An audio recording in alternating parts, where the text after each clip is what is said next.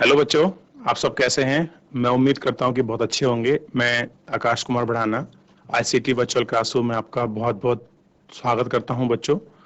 और आपको जैसा पता है कि हम लोग इस क्लास में हिस्ट्री का जो आपका चैप्टर है, क्या कब कहाँ और कैसे, उसको आपका देखेंगे। जैसे हम लोगों ने अपने जो अंतिम लेक्चर हुआ था उस लेक्चर में हमने देखा कि लोग यात्राएं क्यों करते थे, हम अपने अतीत के बारे में, अपने पास्ट के बारे में कैसे उनको जान सकते हैं, उसके विषय में हम लोग अपने चैप्टर में आपका बात किए थे। अब देखिए, हम लोग भारत का जो नाम पढ़ा है इंडिया, उसके विषय में कुछ अपने चैप्टर के माध्यम से कुछ चीजों का आपका जानेंगे, उनको देखेंगे, उनको पढ़ेंगे। क्लियर है? तो मैं उम्मीद करता हूं कि आप सब बच्चे बिल्कुल आपका रेडी होंगे, अपनी क्लास में अच्छे से बैठ गए होंगे, अपनी किताब, अपनी कॉपी पेंसिल खोल लिया होगा। जहां भी आपको जहाँ इंपॉर्टेंट लगता है आप उसको अंडरलाइन करते चलिए, पढ़ते चलिए। मैं आपको चीजों को समझाता चलूंगा, आपको बताता चलूंगा। क्लियर है? तो सभी बच्चे बिल्कुल रेडी हो जाइए। और अगर किसी बच्चे को डाउट है, किसी प्रकार का प्रश्न है, तो आप लाइव जुड़कर अपने कमेंट सेक्शन के माध्यम से, चैट के माध्यम से आप हम तक अपना प्रश्न जो है बच्चों पहुंचा सकते हैं। क्लियर है? तो चलिए, ज्यादा समय न लेते हुए सीधे हम लोग चलते हैं डिजिटल बोर्ड की तरफ। जब हम लोग देखे थे तो हम पिछला चैप्टर आपका पढ़ रहे थे, उस चैप्टर के माध्यम से हमने नर्मदा नदी को देखा। नर्मदा के साथ हमने गारो खासो जो पहाड़ी हैं उनको देखा। विंध्या जो पर्वत है हमने उसको देखा। और साथ ही में बच्चों जो है हमने जो सिंधु की सहायक नदियां हैं उन नदियों के विषय में हमने अपने चैप्टर के अंतर्गत बहुत अच्छे से सब चीजों को पढ़ा और देखा। क्लियर है? मैं उम्मीद करता हूं कि आप सब बच्चों ने रिवीजन कर लिया होगा और उसको देख भी लिया होगा। चलिए, देश के नाम का टॉपिक है, इसी के अंदर हम लोग अपना इसको देखने जा रहे हैं और इसको देखते हैं।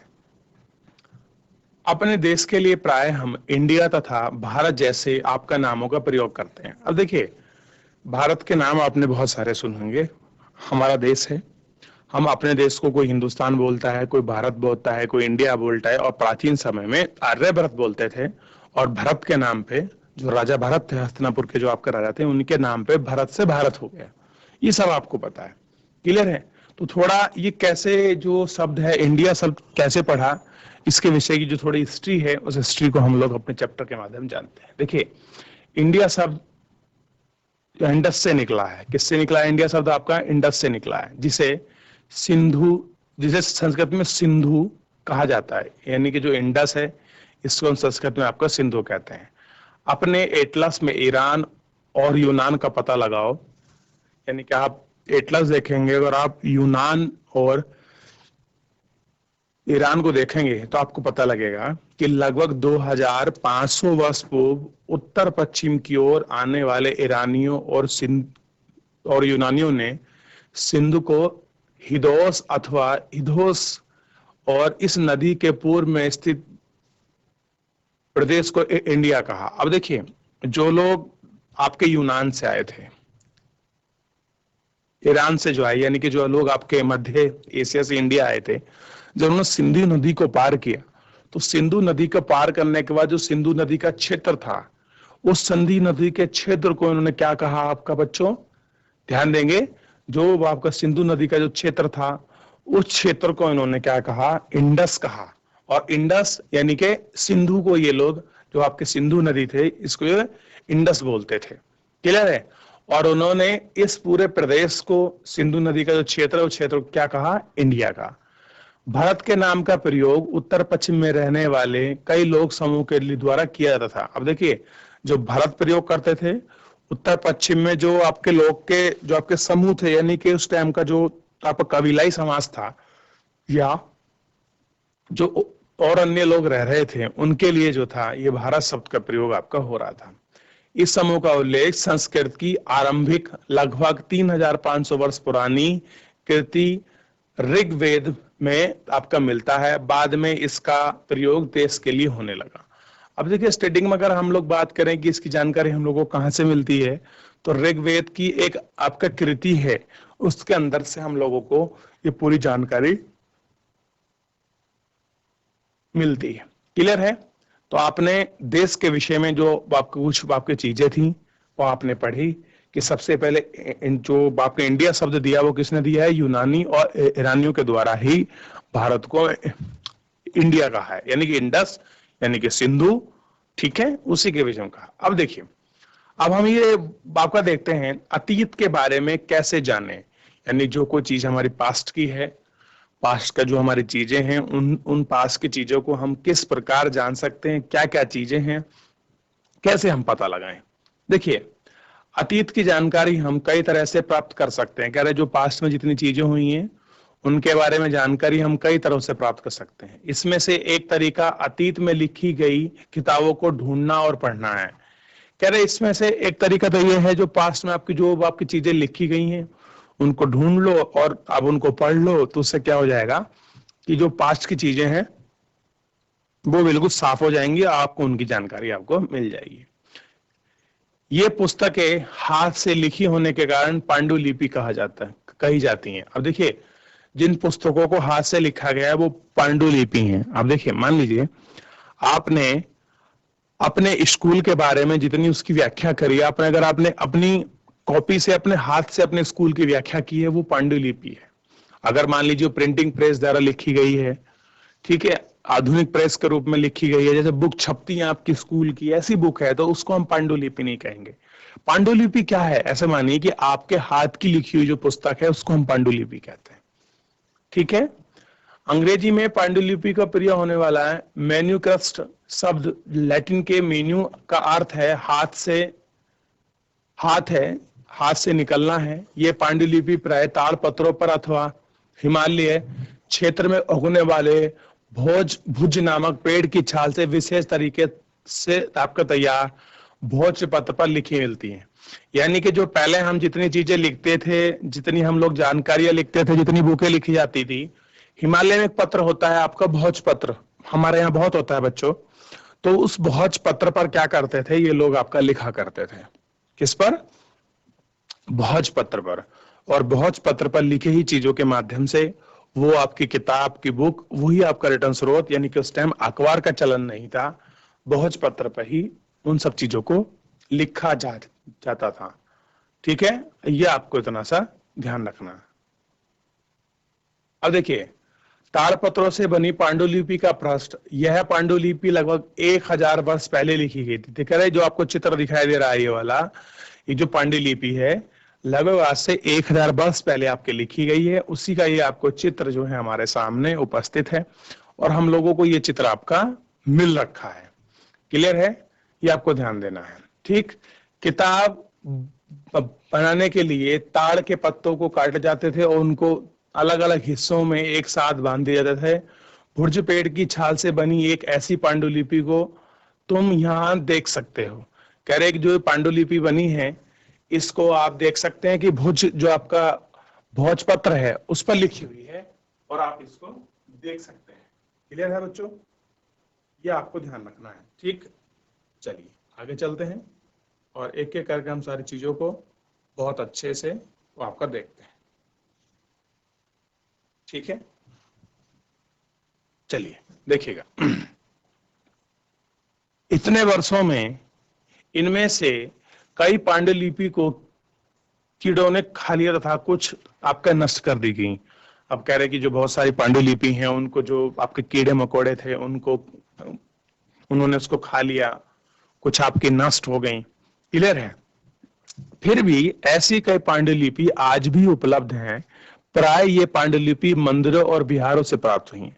कह रहे कि कुछ आज भी पांडुलिपि हमको मिल गई हैं जिससे हम इतिहास के बारे में, पास्ट की जो पुरानी चीजें हैं उनके सांस्कृतिक, आर्थिक, राजनीतिक, सामाजिक, धार्मिक, उन सारे पहलुओं को हम लोग समझ सकते हैं। उन सारी परंपराओं को, उन आपके रीति रिवाजों को, उस समय के समाज के रहन सहन को, उन सारी व्यवस्थाओं को, उन सारी आर्थिक स्थिति नीतियों को, राजाओं के शासनकाल को हम लोग आज भी समझ सकते हैं।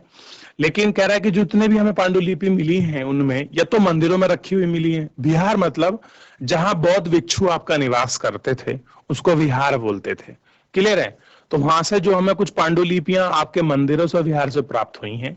इन पुस्तकों में धार्मिक मान्यताओं के व्यवहार, आपके राजाओं के जीवन, औषधि तथा विज्ञान आदि सभी प्रकार के विषयों की आपका चर्चा मिलती है। अब देखिए ये जो बच्चों, ये देखिए जो हम लोगों को पांडुलिपियां मिली हैं, इन पांडुलिपि में क्या है, जितनी हमारी धार्मिक धर्म की पुस्तकें हैं, धर्म के बारे में एक्सप्लेन किया गया है, जो हमारी मान्यताएं थी, जो हमारे व्यवहार थे, राजाओं का जीवन कैसा था, औषधि और विज्ञान के विषय में हम लोगों को ये सारी जानकारियां जो हैं इसी बुक के माध्यम से हम लोगों को आपका मिलती हैं, हम लोगों को प्राप्त होती हैं। क्लियर है? प्रकार के सभी आपका विषयों की चर्चा मिलती है। इसके अतिरिक्त हमारे यहाँ महाकाव्य, कविता तथा नाटक भी हैं। कह रहे हैं इसके अतिरिक्त क्या है? महाकाव्य और कविताएं तथा अब आपके नाटक भी हैं। इनमें से कई संस्कृत में लिखी हुई मिलती हैं, जबकि अन्य प्राकृत और तमिल में। कह रहे कुछ आपके अन्य जगह लिखी मिलती हैं, तो कुछ ऐसे हैं कि आप उनको देखेंगे कुछ आपके प्राकृतिक भाषा में लिखी है, कुछ आपके तमिल में। यानी कि जो हम लोगों को पांडुलिपि मिली है उसकी भाषा संस्कृत, प्राकृतिक और तमिल, इन भाषाओं में हम लोगों को मुख्य रूप से उपलब्ध हुई हैं। प्राकृतिक भाषा का प्रयोग आम लोग करते थे, यानी कि जो आम बोलचाल की भाषा थी आपके प्राचीन समय में वो क्या थी? प्राकृत। और प्राकृत के बाद कौन सी भाषा आई आपकी? पाली। और पाली के बाद कौन सी निकली आपकी? अपभ्रंश, यानी कि जो आपकी संस्कृत भाषा हम लोगों को मिली। देखिए, अगर हम लोग हिंदी के विकास की बात करें तो हिंदी का उद्विकास हमें बाद में मिलता है। क्लियर है? पहले प्राकृत, पाली, संस्कृत और इन्हीं भाषा के रूप और कुछ उर्दू और फारसी के शब्दों को लेकर हम लोगों ने हिंदी भाषा का जन्म हुआ है। ठीक है? जो आपके हिंदी के टीचर हैं, आप उनसे हिंदी का इतिहास पढ़ेंगे तो उस विषय में आपको पूरी जानकारी आपको मिल जाएगी। आइए आगे देखते हैं। तो आप लोगों को पांडुलिपि के विषय में पता लग गया कि हम उनसे किस प्रकार की जानकारी ले सकते हैं। पांडुलिपि किस किस भाषा में मिली है, किस पर लिखी जाती थी, किस प्रकार के शासन प्रशासन नियम, धार्मिक व्यवहारिक जीवन मान्यताओं के विषय में हमको जानकारी मिलती थी, ये आपको पता था। क्लियर है? चलिए आगे देखते हैं। कुछ अभिलेख का हम लोग अध्ययन करते हैं। अब देखिए, अभिलेख को सबसे पहले आप समझिए। अभिलेख स्क्रिप्ट क्या होते हैं आप देखेंगे। अभिलेख में सबसे पहले आप देखिएगा कि पत्थरों पर कुछ लिखा होता था, कुछ जो आपके राजा महाराजा या उस समय के कुछ धार्मिक पुरोहित अपनी जानकारी अपनी प्रजा को तक आपका पहुंचाने के लिए पत्थरों पर कुछ आपका उत्कीर्ण करवाते थे, कुछ उनको लिखवाते थे। लिखने की भाषा पाली, प्राकृत या आपके संस्कृत हो सकती थी। फिर उसके बाद जो था ताम्रपत्र, यानी कि जो तांबे की आपकी शीट होती थी उस पर आपका लिखवाया करते थे। लोहे की लाठ जो होती थी उन पर अपने संदेश लिखवाया करते थे। और इस प्रकार से क्षेत्र के लोगों को जो जानकारी थी वो उस समय दी जाती थी। देखिए, आज के समय में आपको कुछ जानकारी लेनी है तो आपके लिए बहुत सारे माध्यम है। इंटरनेट का जमाना है, डिजिटल इंडिया है। आप बहुत सारी चीजों की जानकारी आप 1 मिनट में लाइव जुड़कर हर तरह से अनेक प्लेटफॉर्म उपलब्ध है। न्यूज़पेपर है, रेडियो है, आपके टीवी चैनल है, आपका मोबाइल है, सोशल मीडिया है, हर तरीके से आपको खबर मिल जाएगी। अब अगर सुबह कोई खबर मिली तो शाम तक जाहिर सी बात है कि आप तक पहुंच जाएगी 1-2 दिन में। लेकिन प्राचीन समय में ऐसा नहीं होता था। राजा को, किसी व्यक्ति को, किसी धर्म विशेष के लिए, किस धार्मिक अनुष्ठान के लिए, कोई नई नीतियों के लिए, नए नियम कानून के लिए आपके राजाओं को बहुत सारे अभिलेख क्या करने पड़ते थे, उनको गुदवाना पड़ता था ताकि लोग उसको पढ़ सके। जो उनका आदेश है लोग उनको जान सके। ये सब कुछ आपका उनको देखना होता था। अब देखिए, हम अभिलेख का अध्ययन कर सकते हैं। ऐसे लेख पत्थर अथवा धातु जैसी अपेक्षाकृत कठोर सतहों पर उत्कीर्ण किए मिलते थे। यानी कि जितने भी ये सब चीजें हम लोगों को लिखे मिलते थे अभिलेख, ये अभिलेख में क्या था? जो आपके कठोर पत्थर है उन पर मिलते थे, जो आपकी कठोर धातु की परत है, जो आपकी शीट है, उनके ऊपर उत्कीर्ण होते थे। कभी कभी शासक और अन्य लोग अपने आदेशों को इस तरह से उत्कीर्ण करवाया करते थे। अब होता क्या था, राजा को कोई मान लीजिए अपना आदेश देने आपका निकालना है, कोई किसी प्रकार की जानकारी निकालनी है, तो राजा क्या किया करता था बच्चों, उसमें इस तरह से वो प्रजा को ये सारे मैसेज अपनी तरफ से जनता को इस प्रकार आपका दिया करता था कि ये आदेश है, और जनता तक इस तरह के माध्यम से, स्क्रिप्ट के माध्यम से लिखित ताम्रपत्र पर लिखकर, धातुओं पर लिखकर, पिलर पर लिखकर, पत्थरों पर लिखकर जनता तक जो था वो मैसेज पहुंचाया करते थे। क्लियर है? आपको ध्यान रखना, ताकि लोग उन्हें पढ़ सके, देख सके, पढ़ सके तथा उनका पालन कर सके। इनका क्या मोटिव था कि जो हमने अपना आदेश दिया है, जो ऑर्डिनेंस जारी हुआ है, राजा की तरफ से, शासक की तरफ से आम जनता उसको पढ़े, उसको देखे, उसको समझे और उसको पालन करे। कुछ अन्य प्रकार के अभिलेख भी हैं जिनमें राजा तथा रानियों सहित अन्य स्त्री पुरुषों ने अपने कार्यों के विवरण उत्कीर्ण करवाए हैं। उदाहरण के लिए प्राय शासक लड़ाइयों में अर्जित विजय का लेखा जोखा आंकड़ा रखवाते थे। आप कह रहे हैं कि ऐसा नहीं है कि आदेश ही केवल हम लोगों को जो अभिलेख उनमें मिलते थे, अपितु राजा और रानी जिन्होंने उन्होंने अच्छे काम करवाए हैं, उन अच्छे काम को भी इनमें उत्कीर्ण करवाते थे ताकि उनकी जनताओं को, लोगों को पता चले। दूसरा, कुछ ऐसे स्त्री पुरुष थे, उन्होंने कुछ अगर आपकी विजय करी है तो उस विजय में क्या क्या चीज उन्होंने प्राप्त करी है, कैसे उनकी लड़ाई लड़ी, कब लड़ी, उस विषय में भी ये अभिलेखों का निर्माण करवाया करते थे। तो आपको पता लग रहा है कि कैसे हम उन सारी चीजों को सीख रहे हैं, उन सारी चीजों को हम लोग आपका जान रहे हैं। क्लियर है? ये आप एक एक करके इन सबको देख रहे हैं। चलिए बच्चों, थोड़ा सा आगे बढ़ चलते हैं और हम लोग इसको जानते हैं। अब देखिए, क्या तुम बता सकती हो कि कठोर सतह पर लेख लिखने में के क्या लाभ थे? ऐसे करवाने में क्या क्या आप कठिनाई आती थी? अब कह रहा है सिंपल कि जो आपका लेख लिखा जाता था, वो लेख लिखने को बड़ी कठिनाई होती थी। क्यों? हम लोग ऐसा क्यों करते थे? क्योंकि जिस कठोर चट्टान पर, किस कठोर पत्थर पर, किस कठोर शीट पर जो हम लिखते थे, वो बहुत लंबे समय तक जो लिखावट थी वो नष्ट नहीं होती थी। पत्थर पर जो आपकी लिखावट थी वो मिट्टी नहीं थी, लोहे पर मोटी लिखावट जल्दी से उस पर जंग नहीं लगता था, गलती नहीं थी। क्लियर है? और कठिनाई इसलिए आती थी क्योंकि उन पर उत्कीर्ण करना बहुत कठिन था। क्लियर है? उस पर उत्कीर्ण करना कैसा था? बहुत आपका कठिन था। और उसको प्रॉपर जनता को समझ आए, इतनी सरल भाषा में लिखा जाए, ऐसा भी उसको समझाना, अपने आदेश को कम शब्दों में बताना भी एक बहुत बड़ी समस्या थी। क्लियर है? इतना तुम देख चुके हो और इतना तुम समझ चुके हो। क्लियर है? अब देखिए, इसको थोड़ा सा पढ़ लेते हैं, इसके बारे में जो स्क्रिप्ट हम लोगों को आपको दिखाई देती कि इस प्रकार से ही जो आपके पिलर हैं वो हमको दिखाई देते हैं। लगभग 2250 वर्ष पुराना ये अभिलेख वर्तमान अफगानिस्तान के कांधार से प्राप्त हुआ है। अब देखिए बच्चों, जो अभिलेख हम लोगों को दिखाया जा रहा है, ये हम लोगों को कहां से मिला है? अफगानिस्तान से मिला है। और कहां से? कांधार जो वहां का प्रांत है, वहां से हम लोगों को प्राप्त हुआ है। और देखिए, मैं आपको एक छोटी सी जानकारी बता दूं, आप लोग अभी आप देखेंगे तो आपको देखना चाहिए कि अफगानिस्तान में क्या है, तालिबान का एक बहुत बड़ा जो आपका प्रभुत्व है अफगानिस्तान में आपका बढ़ रहा है। बढ़ क्या रहा है? बढ़ चुका है बच्चों।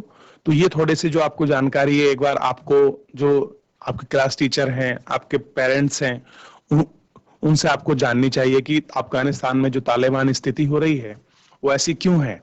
थोड़ा आप उसको पढ़ें ताकि एक आपको अभी से ही आप नॉलेज गेन करना शुरू करें। क्लियर है? देखिए, कहां से मिली है?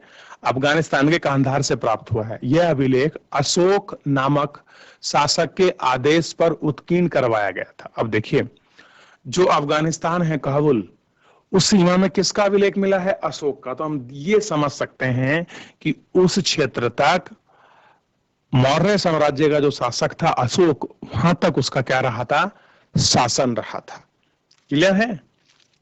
इस शासक के विषय में तुम अध्याय 8 में पढ़ोगे और कह रहे कि अशोक के बारे में आप चैप्टर जो 8 है उसमें आप बहुत अच्छे से और उसको देखकर आप इन सब चीजों को बहुत अच्छे से पढ़ लोगे। क्लियर है? ठीक है।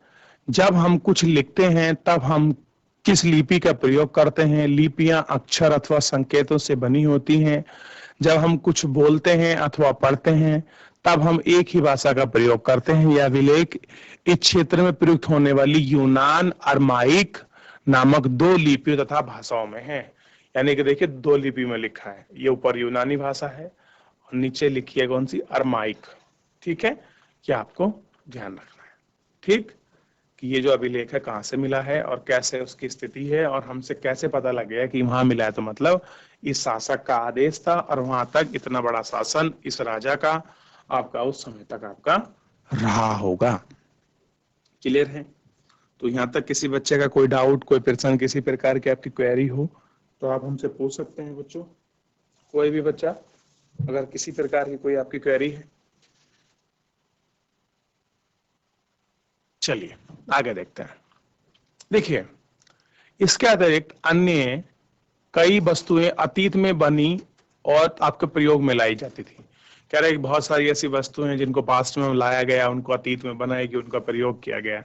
ऐसी वस्तुओं को अध्ययन करने वाले व्यक्ति पुरातात्विकविद कहलाते हैं, यानी कि आर्कियोलॉजिकल होते हैं। जो लोग आपकी पुरानी वस्तुओं का अध्ययन करते हैं, उनके विषय में जानकारी जुटाते हैं और हमको बताते हैं, वो कौन होते हैं? पुरातात्विकविद। क्लियर है? यानी कि पुरानी चीजों का, उन तत्वों का अध्ययन कर कर वो विद्वान हमको उन विषय में सारी चीजें बताते हैं। पुरातात्विकविद पत्थर और ईंटों से बनी इमारतों के अवशेष, चित्रों तथा आपके मूर्तियों का अध्ययन करते हैं। वे औजारों, हथियारों, बर्तनों तथा क्या है, आभूषणों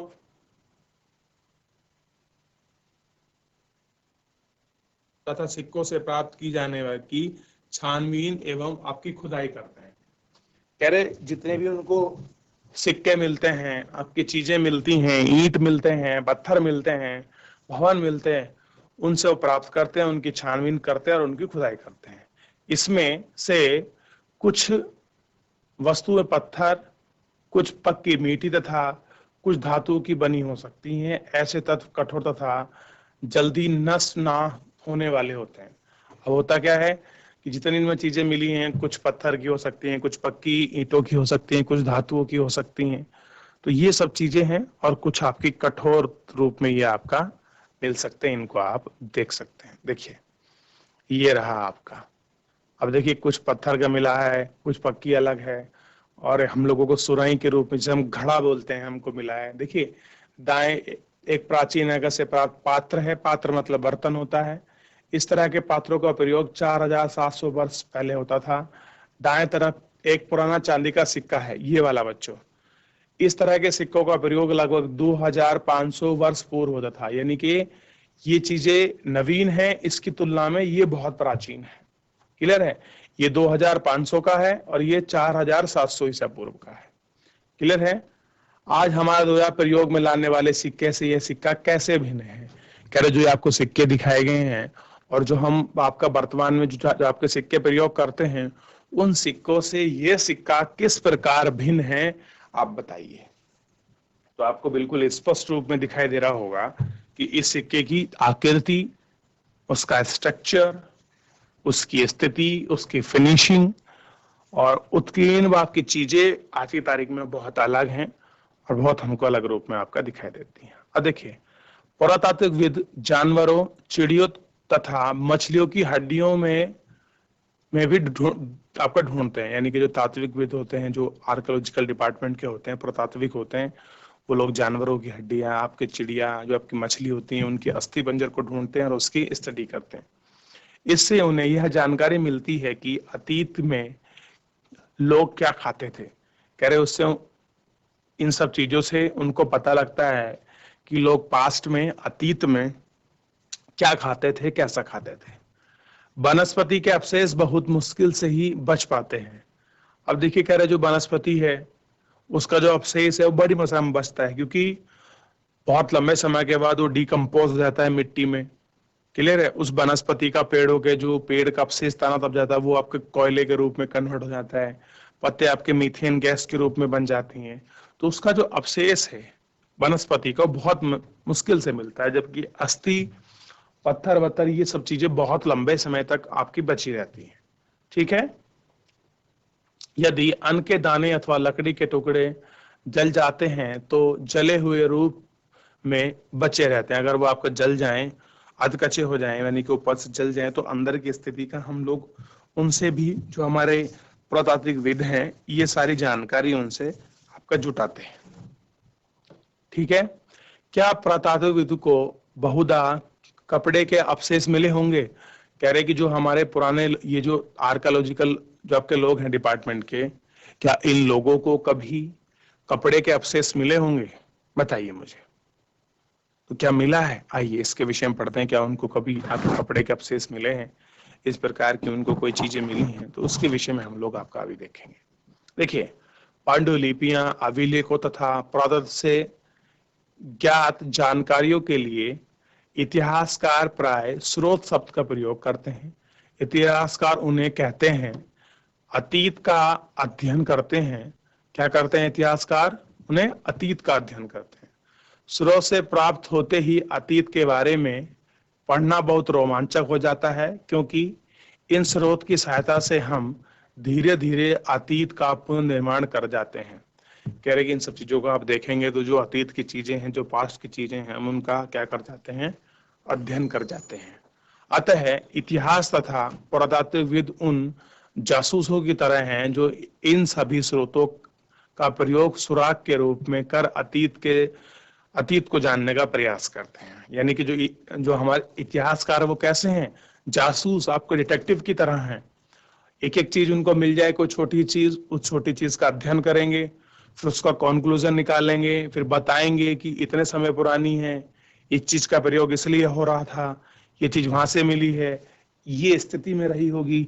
ये सब सारी जानकारी हम लोगों को, जो हमारे पुरातात्विकविद हैं, क्लियर है, वो लोग हमको उस हमारे पास से जुड़ी चीजें, हमारे अतीत से जुड़ी चीजों के बारे में हमको जानकारियां प्राप्त करवाते हैं। क्लियर है बच्चों? इतना आपको ज्ञात होगा। चलिए आगे देखते हैं। अतीत एक या अनेक। अब कह रहे हैं जो पास्ट है हमारा,